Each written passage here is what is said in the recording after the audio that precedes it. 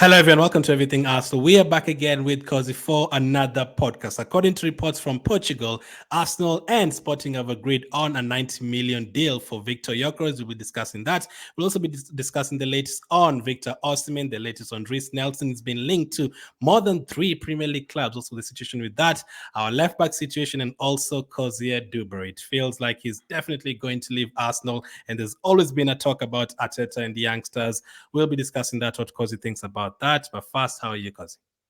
I'm perfect. I'm doing very, very well.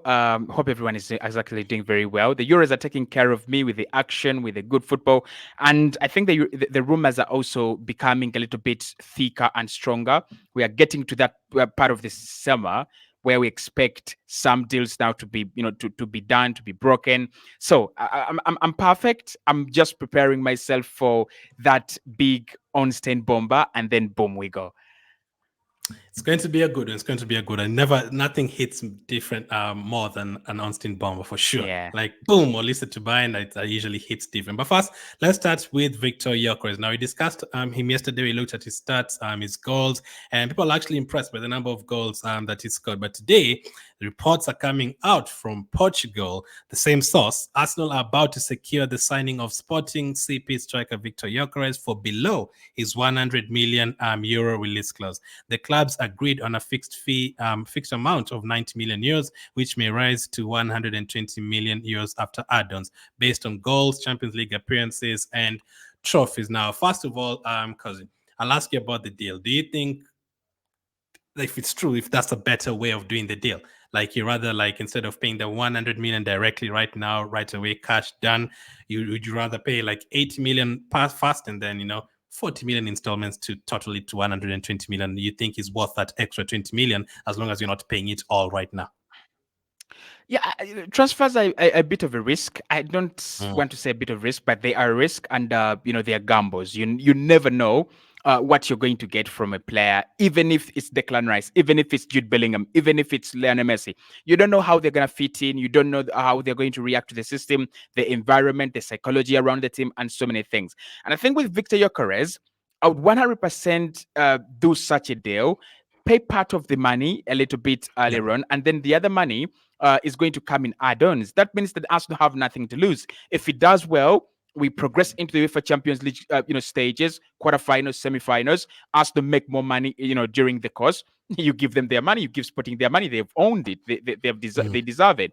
If it doesn't do well, I don't want to see Sporting, claiming they have any money in our, in our accounts, because we don't owe them anything. So for me, it would be a good deal. I think there are deals that are kind of cutthroat deals. The one we did with West Ham, that was a very, very difficult deal to agree on, because West Ham wanted 100 million, and almost 90% of that 100 million had to be paid in one installment. You look at the amount of money that was to be paid in later installments. That was really small money. So that meant that if Declan Rice didn't work at Arsenal, we were looking at a position where Arsenal could have already paid 90 million pounds, not even euros, but pounds, for Gyökeres to West Ham. Yeah. He doesn't work out. And West Ham, who see themselves as our rivals, although I think they're far away from it, are celebrating. So for me, it's a good deal. It allows you to minimize the risk. It allows you to minimize the Yeah. gamble. And in the end, it kind of pushes it kind of pushes the player to to work harder, and he knows that this is a big amount of money, but if he really cares about the club that he's come from, he wants to prove a point, and as he proves the point, there is real value. You get real value for money, and they can also get their money. So for me, it's a good deal financially. With PSR again, I think contract amortization is going to be something big, big, big, big these days, where you see big amounts of money spread out for 6 years, 10 years, 12 years, like Chelsea are doing. So you don't want to add 100 million onto one financial year. You would add 50 million onto this financial year, 50 million to the other financial year, and then maybe another 50 million to the other financial year. So for me, it's a good deal. I think the structure of it, if it's true, is genius and represents Arsenal in the last 2-3 years, what we've been doing in terms of the transfer market. Yes, Players like Ben White, 50 million was paid right away. Yes, Declan Rice, around 80, 90 million was paid right away in those deals. But there are other deals that Arsenal have done, and you're like, 30 million spread across 4 years, 20 million spread across 3 years, maybe 45 million spread across 5 years. That is the way to go these days. There's no reason as to why, unless it's a release clause, there's no reason as to why you're paying, the whole amount in 1 year. This is not, we are not a bank. We are a club. We're a business, and we've got to agree on certain terms and conditions. So for me, the terms and conditions of that deal would be absolutely excellent. So this structure, do you think it's obviously it benefits us, but do you think it? I think it benefits both teams. I mean, Sporting get more money instead of 100 million, they get 120 million, and also get time to pay it in terms of installments. Now, do you think that is the best way to go, like benefit both teams, or do you think we can, be a big team completely and say, you know what, we're not going to do a deal that is going to benefit both of us. We're going to do a deal that's going to benefit just us, and we're going to be patient. You're going to wait until the day you're desperate, and then you're going to pay you maybe in installments, but 80 million total package. The thing is that Arsenal are not Barcelona. We are not the club that has that kind of obsessed players about it. Like Nico Williams just wakes up and says, I want to play for Barcelona and I want to play for Barcelona alone. The same with Cesc Fabregas, the same with Alexander Hileb, the same with ABCD. I don't think Arsenal are that club. Yes, we have clubs, we have players that say, I'm a big Arsenal fan, I would love to play for Arsenal. But in the end, Eden Hazard, after saying that he's a big Arsenal fan, ended up at Chelsea and Real Madrid. The same with Zlatan Ibrahimovic. The same with a couple of other players like Cristiano Ronaldo. So I don't think Arsenal go into negotiations with the unfair advantage clubs like Barcelona have. So I don't think you can easily bully teams into, I'm Arsenal, therefore I'm going to give you 70 million because this guy wants to play for me, and there is no other club they would want to play for. Look at the Mikhailo Modric one. We were really, really, really gassed onto the Mikhailo Modric deal. What happened was Chelsea giving him better wages, Chelsea giving Shakhtar better money, bigger money, and they took the player. So I think it should be a win-win situation for a club like Sporting. Arsenal should not be bullied into paying ridiculous amounts of money under ridiculous circumstances. I would be very pissed. I would be very, very disappointed in Edwin Mikel Arteta, because why you build a project like Arsenal's is to attract players. It's for you to to say, we want a striker, and then you have 4-5 proposals on your table from different agents, and you're like, okay, who's got the best deal and who's got the best features to fit into our project. So I wouldn't say Arsenal can't bully. I don't think we're in that position. Again, if in any case, most clubs and most deals, we are going to, we are going to be bullied. Like Rice, you're going to be bullied in that one, because however much Declan Rice would love to play for you, Chelsea are there, Bayern are there, and Real Madrid and Man City are there. So the moment you don't pay up, other clubs are going to go and take the player. So I think it should be a win-win situation. You give Sporting what they want so that they back you in negotiations. Even when another club comes in, they'll have to either pay what you're paying or higher than what you're paying, because you've established that relationship. They have established that you respect them. You don't want to just unfairly break them in terms of negotiations. You're trying to be a fair man in that, using that kind of sportsmanship, heart in negotiations. So I would say if Sporting want 100 million, Arsenal should pay 70 million euros first, maybe give them an extra 10 million euros, and then add-ons.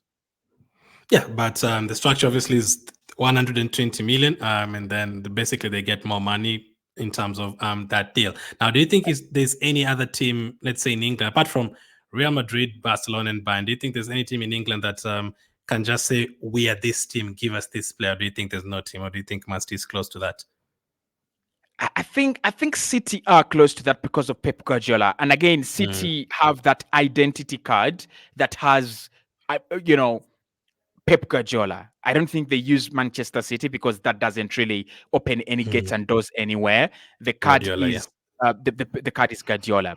So if they went in for Victor Gyökeres, if they went in for any player, and um, they show that card, many players would love to play under Pep. Many players would want to be under the Pep project because they know you're winning trophies. You're going to be under the best managers in the world. You're going to turn into something different, and your career is definitely going to go in the right direction. The one thing I would say about the 120 million euros, it might never happen. We might never pay the 120 million euros. Again, I've heard that Edu and Mikel Arteta and Arsenal generally these days are among the clubs that set unrealistic add-ons in player contracts. Like they'll tell you, we are signing Gyökeres for 70 million, which could rise up to 100 million. And then they say if Arsenal win the Champions League within the first 2 years, we shall give you 20 million. And Arsenal don't win the Champions League within the first 2 years, right? Or maybe we're not yet at that level. Arsenal could tell you that if he scores 35 goals or 36 goals in one of his first 2 seasons, right? Complete seasons. Or if they could tell you if he plays 60 games in one campaign, and then the manager doesn't 5 hat tricks. He scores 5 hat tricks before January.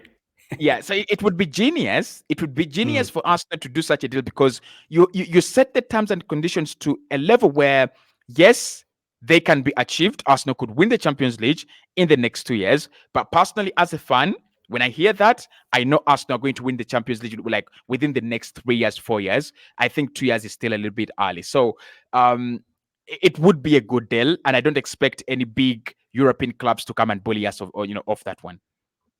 Interesting. Now, Gyökeres is not the only striker who's absolutely like linked with us. Like there's a lot of stories going on around him. Obviously, still injured at the moment. His team is not at the Euros, so it could be an easier deal to do in terms of that. But another striker we are linked to is obviously Victor Osimhen. These are the 2 names that are going around a lot these days. I don't think there's any other name. If they pull off another name that we've not heard of, or a striker we know that we didn't really think you're going to be linked with, and we had here done deal, well done to them, because we haven't had any other links apart from these 2 plus Sesko and Isaac a long time ago. So according to reports on Victor Osimhen, Victor Osimhen has doubts on joining PSG. The Nigerian remains keen on a Premier League move. Arsenal are showing the strongest interest in the 25-year-old. So it seems like Arsenal is still in the driving seat to get Victor Osimhen. But first, Cozy, do you think, for me, I thought like PSG, Real Madrid would be the teams that he would choose, or maybe a Chelsea after that. I thought like you'd go to any of those teams. But now, since Madrid already have Mbappe and PSG look like they don't have the money to sign him and Chelsea don't have the money to sign him, do you think there's any other team that is going to come in for him? Do you expect like, surely it's not just going to be us, or someone is going to pop up, Man United or Man City or even Bayern, and say we have the money for this player? Or do you think it's just going to be us? If we don't get him, he stays there? I mean, the teams that have been willing to spend money on a center forward have kind of got their center forwards in the last 3, 4, 5 years. So we think about Bayern spending ridiculous amounts of money on Harry Kane. They got their man. We think about FC Barcelona. They have Robert Lewandowski and Vitor Roque, who they spent a lot of money on. I don't see them go in the market with another 80 million, another 90 million on Victor Osimhen. Kylian Mbappe going to Real Madrid kind of seals it for me. I don't see how they go in for Victor Osimhen. And then, of course, Man City and then Manchester United going for a younger Zaxi and, Rasmus Højlund. So when I think about the other big giants around Europe, not really. Chelsea have kind of settled in Samuel Omorodian at ATM and, Duran. That tells you that the market for Osimhen is growing smaller and smaller and smaller. So there is kind of one club that is, just there playing its cards, playing in the sun, just listening to whatever is going on. Is he going to be available? Is he not going to be available? Arsenal just playing their cards. The biggest offers for me, they're going to come from Saudi Arabia. The biggest offers are going to come from, somewhere where there's a lot of money, but less of football. Like the way we saw, the Russian Premier League open up, the way we saw the Chinese Super League open up. Now we are seeing the Super League, the Saudi Arabian Pro League open up. I think that's where the biggest offers are going to come from for Osimhen. And I won't be surprised if players like Gabri Viega have gone there, if players like Ruben Neves have gone there. I won't be surprised. I'm gonna say this. This is I hope there's no problem with this. I won't be surprised for my African boy, fellow African boy, to see him chase the bag in Saudi Arabia. He does want the the European lights. He does want the Premier League hype and to be written in on by the Sun and Sami Makpo and David Ornstein every match day. But won't be surprised if Saudi Arabia come in with the best offer and they tempt him away from from Napoli. Now it's going to be interesting, man. Who we are going to get between the two. If we do get one, there's part of me that feels 60%. I feel like we're going to get at least one of them. I don't think we're going to enter the season without a striker. So it's either going to be these two, or we're going to get someone else that we didn't expect. Now it could be Ferguson? a 20 million striker. I don't think you're going to pay all that money for Ferguson. It could be a 20 million striker. It could be a listen, would you be surprised? Could we hear today Arsenal have paid 35 million for Duran? Is coming to do a medical. Like that kind of news could just hit us like boom from nowhere. That could. I mean, Duran is a very bad example. Please make it not happen. But I won't be surprised if Arsenal pay like 60 million for João Pedro. Yeah, we have also been linked to Cunha in the last couple of days. So we could like someone like we didn't expect at all. João Pedro, Cunha, players like Wang Hee-Chang, like Arsenal have gone for this particular player because there's not too many players available. They've paid 35 million for Wang Hee-Chang. Deal medical tomorrow. Like we could hear something like that. But I feel like it's going to be a bit of the Fabio Vieira deal. Yeah, out of nowhere. Like a signing would be like, what? And fans would be like, no, I don't like this. Or some would like, because I don't think we're going to go for someone like a Solanke at that kind of money. So it's either going to be these two or someone that you've not been linked to at all, or someone you've been linked to maybe once or twice, and from England, not even from a different country. So for Victor Osimhen, Arsenal still leading the race. Now, do you think this is just complicated for Napoli? Napoli will just have to take the price down, and it's not going to happen. I think Napoli, in their right mind, they would be thinking with a manager like Antonio Conte, if he can stand Osimhen, if he can make Osimhen better, if he can get games out of Osimhen, they would maybe consider keeping him for one more year. That depends on the relationship he's got with the club, the relationship he's got with Aurelio De Laurentiis, and if all that nonsense that happened behind the scenes doesn't happen again. I won't be surprised if they choose to keep him for one more year under a proper manager like Antonio Conte, get some good signings around him, get some good get some good projects around him, build the new project around him, and then eventually raise him back to the level where everyone wants to pay 100 million. So yeah, I think that they have two options here. One, they have to buy, so they'll have to sell, but of course they have Khvicha Kvaratskhelia, who PSG are very much interested in. So Kvaratskhelia going might guarantee them an Osimhen keep. That's why they gave him a new deal with a release clause, because they knew clubs were going to come in and start negotiating at 77 million euros, and then maybe the player would push a move out of the club. So genius from Aurelio De Laurentiis, they can keep him for another year, but I still them reduce that price until their maximum, and they're like, we cannot go below this. Okay, so we do this a couple of times on the podcast. A quick fire between those two strikers. Who do you think would score the most goals on their debut season?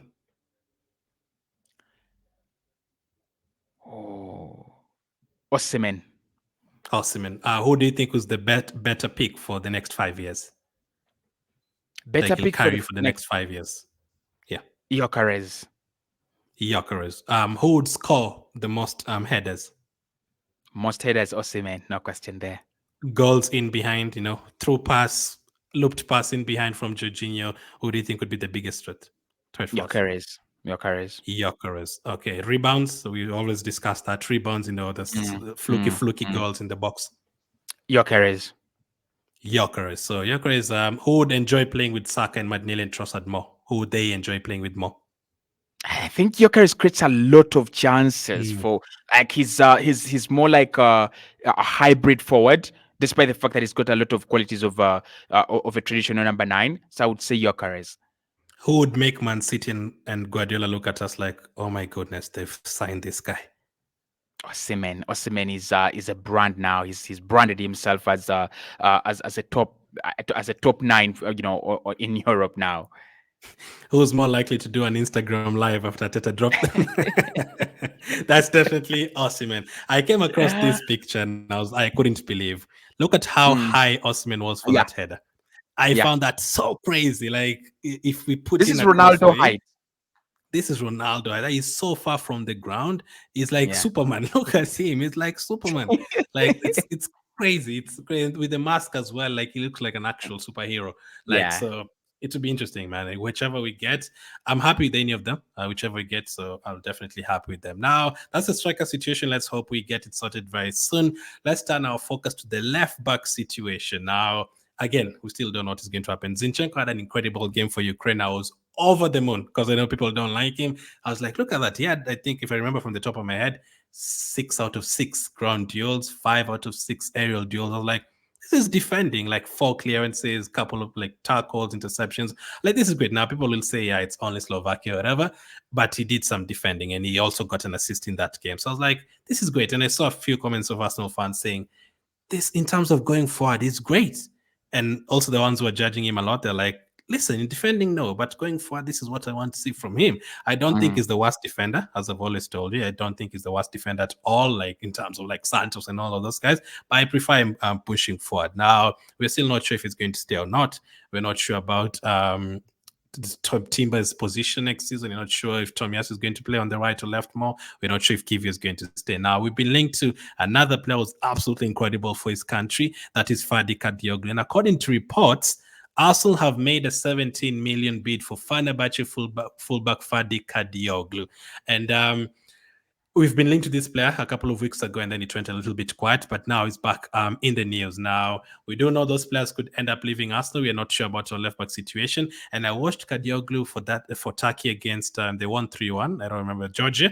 He was incredible. The way he was pushing forward, mm. I couldn't believe it because I don't watch Fenerbahce all the time. But I watched that. I was like, this guy is incredible. He was putting in crosses. He was running in behind.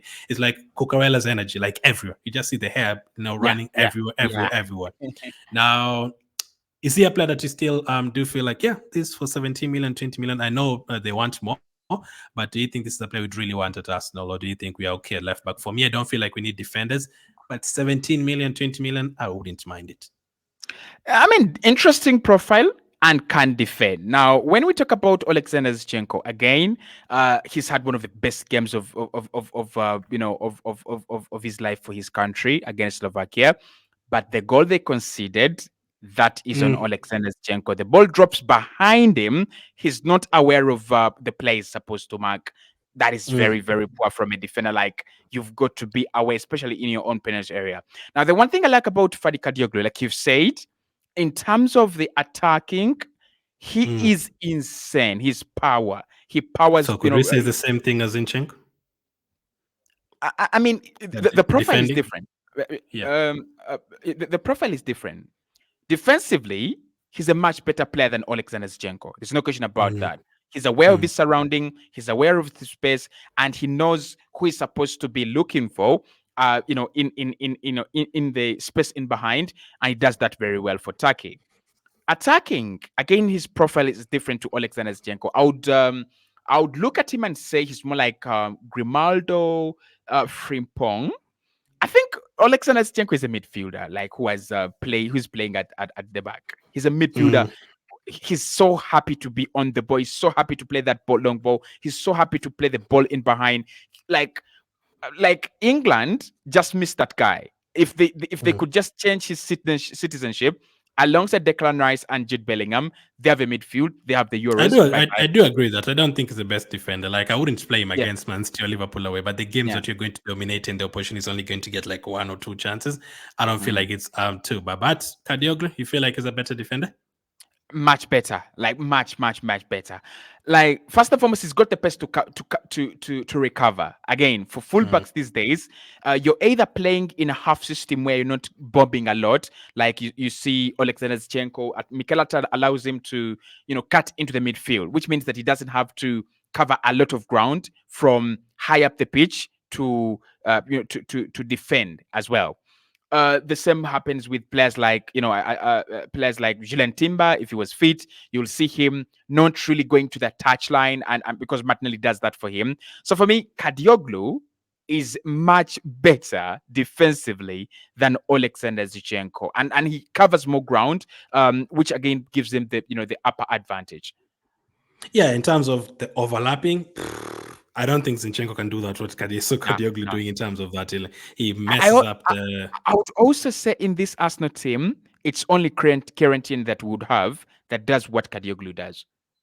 Yeah, in terms of the overlapping and all that, for sure. Now, what's your ideal replacement or left back? Do you think if you're the manager, would you be looking for a starting left back, or would you be looking for a backup left back and play Timber there? Do you prefer like getting someone who's like left foot actual left back and not really Timber, who's not really played that too many times? He's been playing as centre back for Netherlands and Ajax and sometimes right back. Or are you happy to try out Timber in that position? Remember, he's played less than 3 games for us in that position. Timber is insane in terms of his ability on the ball, but I think primarily the manager signed him for another different role, and then he impressed in preseason at left back, and therefore he kept him there. But I think there is a role that Julian Timber was signed for, and we'll see him play there. So what I would do in terms of that position is go and get McGahey, a starter at left back, a player that can do both. Ball playing is excellent. I think he can turn into a Josko Gvardiol, and defensively, he is 100% reliable. I wouldn't go for a player like Ferdi Kadıoğlu. I wouldn't go for a player like Grimaldo. I wouldn't go for a player like that. Why? Because again, when you think about Gabriel Martinelli and Leandro Trossard, they've got enough to do, in that regard going forward, and beating players and doing all in that. So I think I'll just bring in a player like McGahey. He is a very good player to turn into a hybrid. You can turn him into that left back stroke left center back, right?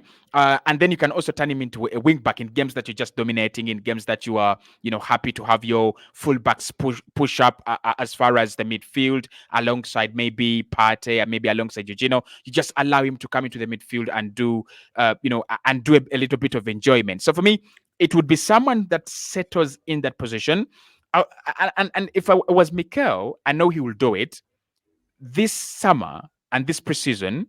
It's about building that left-hand side. McGahey, maybe, if we can get him. Gerard Hartso, if we can get him, depending. Then maybe Declan Rice settles in as the number 8 on the left-hand side. And then we choose, is it Trossard? Is it Gabriel Martinelli? And play that trio, play that partnership for 20 games consecutive. Interesting. Now, we've made a 17 million bid according to the reports. I'm also hearing Dortmund do want him. Now, would you be keen on improving the bid, take it to what they want, 24, 25 million? Or would you be like, nah, unless it's under 20 million, no, I'm not going to splash the money for Kadıoğlu. Let's look for different players. 17 million is not bad. Like that's not bad money, and it's not money that would actually put you under a lot of pressure. Why aren't you playing Ferdi Kadıoğlu? Why isn't he playing this and that? But I think with Mikel Arteta, like we talked about this before, he prefers a smaller unit of players he can call his own and players that he can trust. Last season, it was 14 players.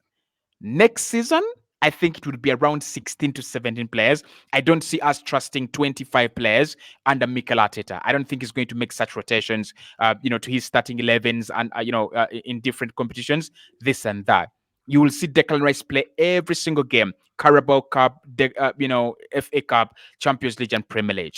You'll see a player like William Saliba or Gabriel play every single game. You might even see De Vrij play every single game if Ramsdale leaves. So for me, 17 million is not bad, but when I think about the 3 areas or 4 areas that Arsenal have to reinforce, get that 17 million, reinvest it at goalkeeping, sell Ramsdale, and get that 30 million, add 20 million, go for McGahey. That's kind of the mathematics I would do, because I know Mikel, he can buy a player and maybe he's not convinced about him, and we never see that guy on the pitch.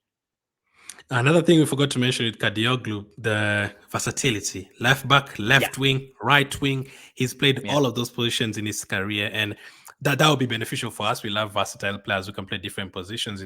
Left back, it's helping out on the left back. If Saka is injured, boom, out you go on the right wing. Imagine you can do that. That would be very interesting for us. But there's another player in Kiwior. For me, I definitely want him to stay. When he did the keep and sell, because he did say he wants to keep him as well. Juventus want him, AC Milan want him. It's gone quite a bit recently, but now we might hear a bit more. Poland look like they're about to go out of the Euros. Do you think in the next 2 weeks you're going to hear more on Kiwior and potentially him leaving, or do you think he's going to end up staying? I don't think that he will end up staying for long, but this summer is the summer where I see him staying. Now, with PSR and FFP rules these days, clubs like Arsenal, clubs like Newcastle, and clubs like Aston Villa do not have any guarantees of who stays at the club, of who leaves. I think if a good offer comes in for a player that you're 100% sure is replaceable, we are going to see clubs selling. And I'm going to make this prediction in 2024, June. I won't be surprised if we start seeing clubs like Arsenal cashing on players like Gabriel Martinelli or cashing on players like Leandro Trossard, because a good offer has come in and it's once in a lifetime. So if a club comes in with 30 million euros for Leandro Trossard, and that's the best you're gonna get for him, throughout this period and until the end of his career, I won't be surprised to see Arsenal cash in on players like Leandro Trossard. What is interesting about Kiwior is he's improved a lot as a player. I would even say, apart from maybe Ben White, I would say he's the most improved player under Mikel Arteta last season. He was very, very good. Like, played across the back line, at left back. He played in a position where we all thought, without Tomiyasu and without Alexander Zinchenko, Arsenal really in big trouble. Came in there, looked comfortable. Of course, we know he can play at centre back, and again, he looked very good for Poland, despite the fact that they're out of the Euros. He looked good for them at centre back. So for me, if a good offer really comes in, and that offer should be not less than 35 million, I see Arsenal sell him, and I personally would sell him. But those Juventus and AC Milan, we are definitely not going to get 35 million. But go on. That's what I'm saying. I don't see Juventus give you 35 million. I don't see AC Milan give you 35 million. So for me, it's a definite keep, and I think Arsenal will keep. But it's one of those players that I don't see stay at Arsenal for 5 years. Yeah, interesting. Let us know what you guys make of the left back situation. Zinchenko has been linked to the move away. Kiwior has been linked to the move away. Timber is there, but we don't know his role next season. We don't know Tomiyasu's role next season exactly. It could be Tomiyasu can also play as a centre back. Is he going to be a backup there? And would you be interested in Ferdi Kadıoğlu? He's very good. I watched him for Turkey and he's very, very good. So let us know in the comments. Next up, the players who could end up leaving Arsenal. Now, let's start with Reiss Nelson. He's been in the news a lot.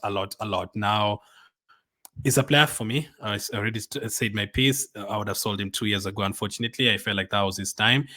He gave me one of the best moments as an Arsenal fan against Bournemouth last season. He absolutely, the two seasons ago, absolutely incredible, man. He made me believe that season. And fair play to him. He came on that season and that's made a why lot he of has impact. to go. But last season, he didn't really get too many chances. And when he got chances like against Luton at home, people aren't really impressed with his performance. Now, sometimes we struggle to sell our players. Over the years, we struggle to sell our players a lot for the last 15 years. Whenever we sell them, we don't sell them for the correct price. Now, someone like a Tierney, we don't know if too many teams will come in for him, even without the injury. A couple of other players, we don't know how many teams would want them. If you put Transil in the market, there's not too many teams that have said, we really want Transil. Here is 35 million.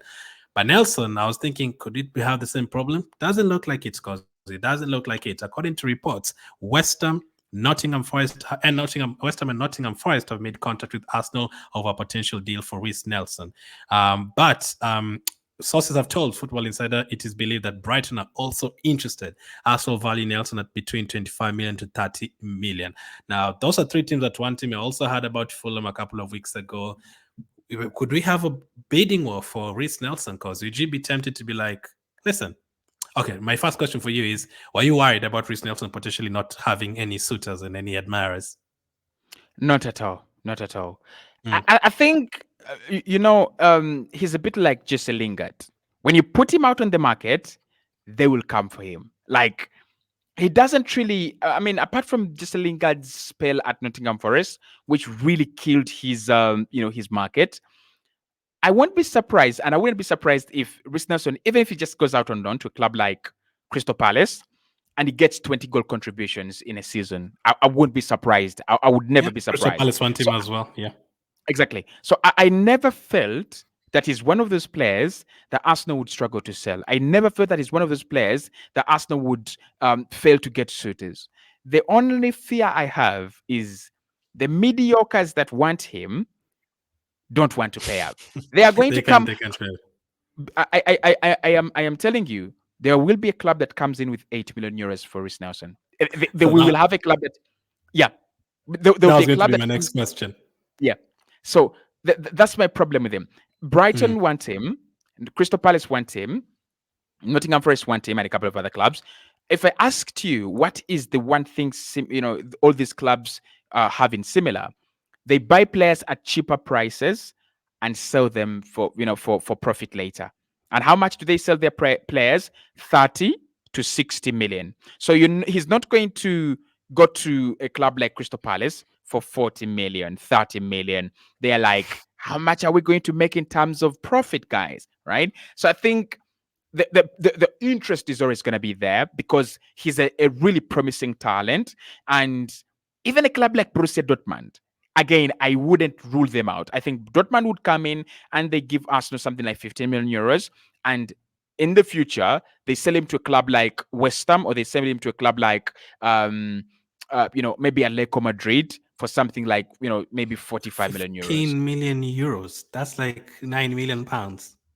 Yeah, when you think about the clubs that want him, when you think about the caliber of clubs that want him, that is the scare. That's where the scare is. That none of Mm. those clubs are clubs that we'll give you a certain 25 million euros. Let's do the deal. Not any of those So, clubs. so I guess your answer for the next one is no, then, because I was going to ask you, would you try to be a little bit greedy? Okay, West Ham, Crystal Palace have now sold Elise. They have the money now. Brighton, Mitoma's been injured. They might need a winger. Nottingham Forest also want him. 25 million. Okay, there's a bidding war here. Okay, 35 million. Would you be tempted to, up the price, or do you think, nah, don't be greedy? If a team comes in with 18 million, sell? First and foremost, I think we have already set our price, which is very bad. When people know how much you're selling, regardless of how the other club has become rich, they're going to come and use you as as a bailout. So that's a problem. But for me, I would have created a bidding war for Reiss Nelson. I would create a bidding war for Eddie Nketiah. I would create a bidding war. I think we did create a mini bidding war for Balogun. There was a club that had bid something like 25 million euros until we got around 40 million euros.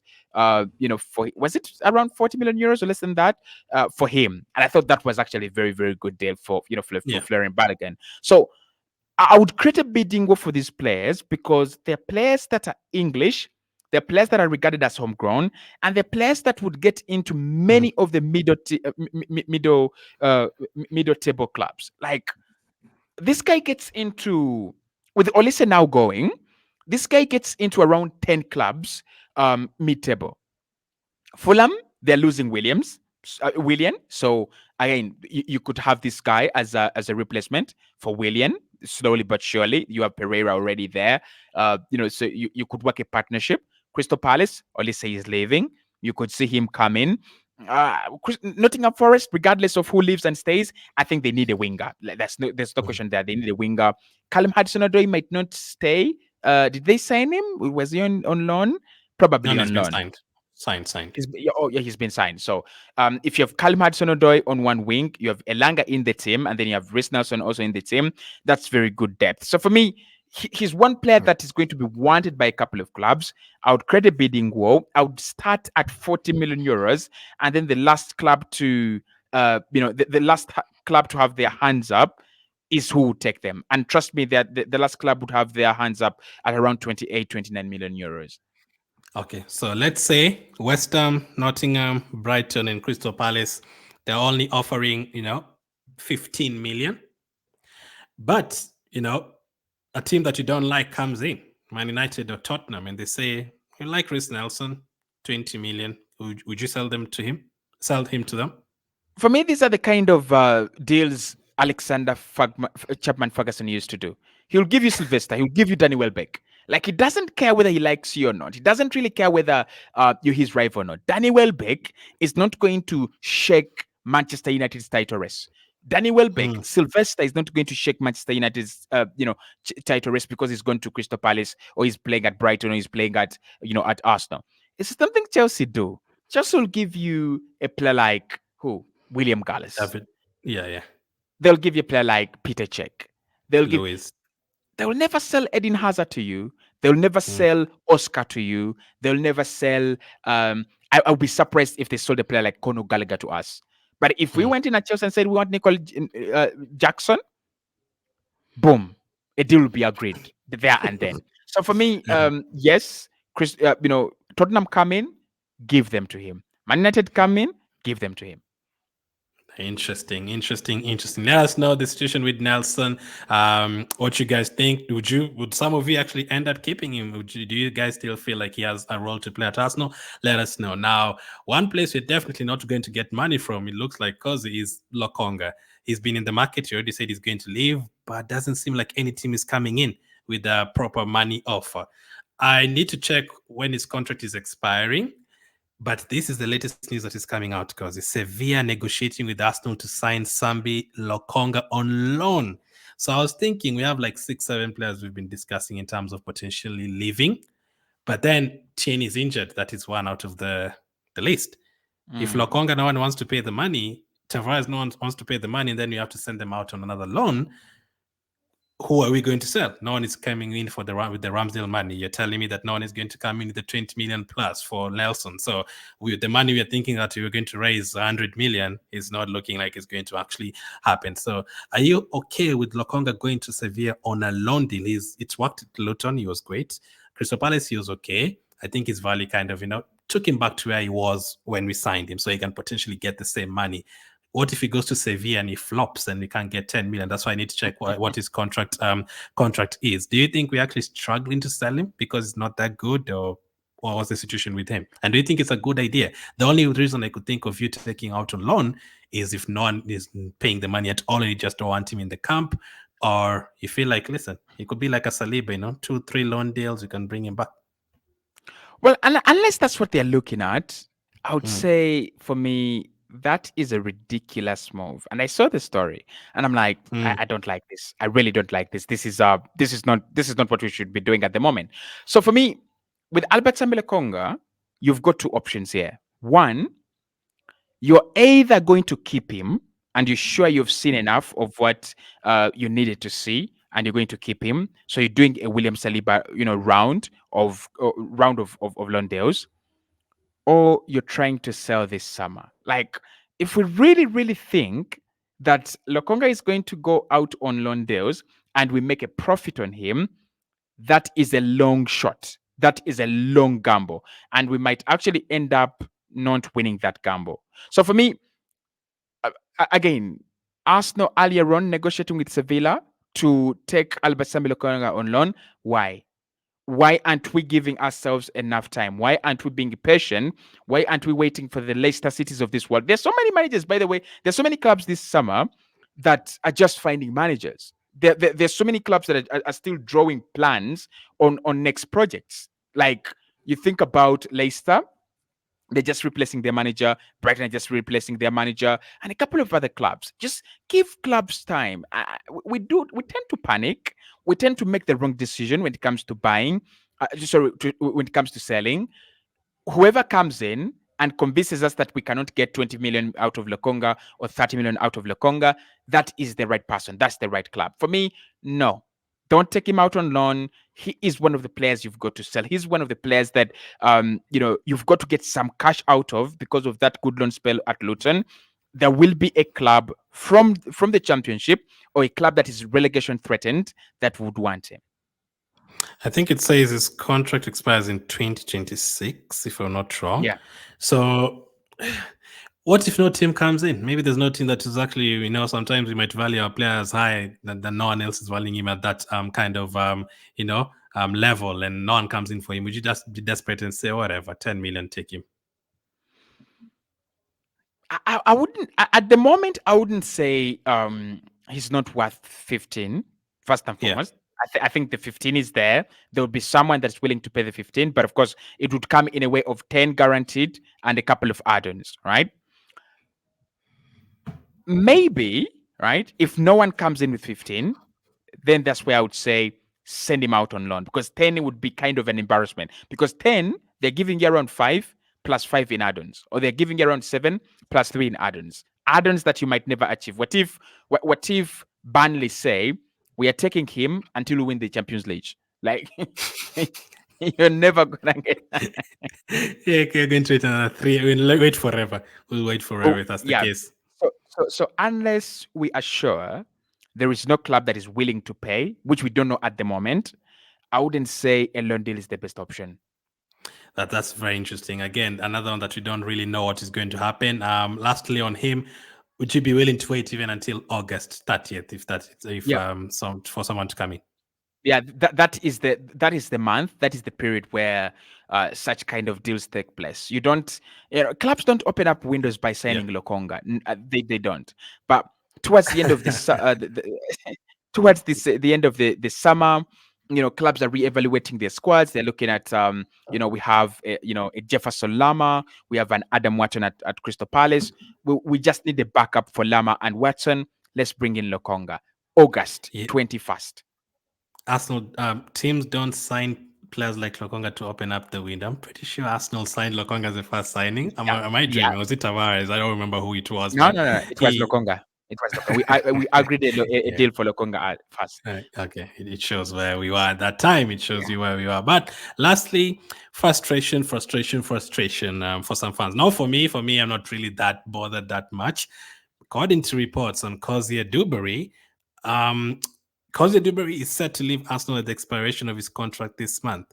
The player turned down the offer of a new deal with the club, with the lack of a clear pathway to the first team considered a key reason. Now, we don't want to judge any of the players. We had that Walters could leave. We had that, I think he's left. I mean, a few other players have left. Hutchinson left and all of those players. Do you feel like you understand them, or are you like, nah, these guys are not patient enough? There is a problem with our youth system. The youth system produces a lot of talent, and not all of them are going to get into the starting 11s at the club. Not all of them are going to get into that first team squad. So I understand Arsenal in that regard. Players getting frustrated and moving on, I also understand them. Like, I want to be the next Bukayo Saka. I want to be the next Nico Williams. I want to be the next Lamine Yamal. I want to be the next Martinelli. So you understand them? I do understand them very well. What I don't understand is the nature in which they're living. Omar Hutchinson lives in the same way as Cozier-Duberry, lives in the same way as Walters. Kido Taylor Hart, is it Kido Taylor Hart? Chido Obi Martin actually could There's live in also Kido Taylor Hart, yeah. Martin could live in the same way. And I'm like, why is there this kind of pattern? Why are Chelsea making 70 million on two very, very talented youngsters from the academy, and Arsenal are making zero money from potentially Patino, Duberry, Walters, Martin, and all these players? So it's the pattern in which they're living. It's the nature in which they're living that is hurting me. It's not that they're leaving. I know that not everyone is going to be incorporated in the squad. I'm one of the people who are saying sign Gyökeres, sign Osimhen. So I'm not saying sign Gyökeres and sign Osimhen, and then behind everybody's back, I'm like, promote Martin as the club's number 9. I know he's arrived, but he's picked at the wrong time. Where Arsenal are going against the prime Real Madrid and the prime Man City to fight for titles. Sorry. We'll see you later. At the moment, we need a world-class number 9. You're just picking to play for maybe Hull City or Coventry.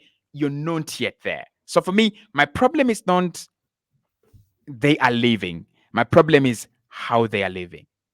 I thought he was going to be next in line, like next to Walters next season and Nwaneri as well to get a major chance. So I'm actually surprised he decided to leave because he felt like he's the one. Actually, for him, he's been given opportunities to travel with the first team, couple of preseason games, being on the bench. The others don't really get that chance. Now, for me, the place I'm frustrated about is Hutchinson goes to Chelsea. It still doesn't play for Chelsea. So in terms of him, he didn't go to a club where he got a chance. He was right away shifted out on loan. Now, in terms of that, Chelsea benefited in terms of getting the loan. Maybe you should have loaned him directly to an Ipswich a couple of days, a couple of seasons before you went to Chelsea. That's where my frustration is. But I don't know. I don't think it's something that would make me like not sleep at night. Do you think like if another manager would be here, these players would be getting chances and would be still going for 94, 95 points? Thank you so much. If the manager is here and he's playing a lot of these kids, we would sack him from the touchline, not in the tunnel, from the touchline, because we wouldn't be anywhere near the level at which we are. Like, yes, you're good, but you're Charlie Patino, you're good. We see you as the next maybe Fabregas, Jack Wilshere, Ramsey. Okay. Do you press like Odegaard? Do you have the work ethic Odegaard has? Do you know what Odegaard has gone through to blossom at 15, disappear at 18, and come back at 23? Like, are you grilled with the same fire? Have you been, grilled with the same heat like a player like Mike Odegaard? Like, are you really telling me that you are at the same level as William Saliba, who has gone through 3 different loan spells? Well, ever since signing for Arsenal, are you at the same level as the best centre back in the world? Are you at the same level as the best DM in the world? Are you at the same level as a 24-year-old Declan Rice who has played 8 seasons or at the top? You're not. Seriously, you're not. So no manager, even if it's Pep Guardiola, we can count how many youngsters has Pep Guardiola really brought in, and they're now part of the squad. Cole Palmer, 1. They got good money for them for that one. Phil Foden, that's number 2. Lewis, who Jacob, are those around what? Those around 4 or 5. The rest of the other good youngsters, the goalkeeper Bazunu went to Southampton. You have a couple of players at Brighton, I think. So for me, every good manager will realize that I have 5 players. I'm going to pick 1 or pick none of them coming through the academy, and we move them on. Even the prime La Masia, the decorated La Masia. Why is Barcelona struggling? They should just be channeling everyone from the academy. Like, under 18, you're good, you can score 10 goals, come into Barcelona. We don't have money to pay. Why are they still doing loan deals? Why are they trying to do Robert Lewandowski deals at 35? It's because the academy alone cannot sustain the team, and not every product from the academy can actually sustain the team. I'll tell you, there's so many good projects at Arsenal. There's so many good projects at Barcelona, but we have seen Lamal, Fami Lopez, Perry is not even Gavi, and a few, right? So any manager that is serious about winning silverware, he's definitely not playing a bunch of 7-8 kids in his squad.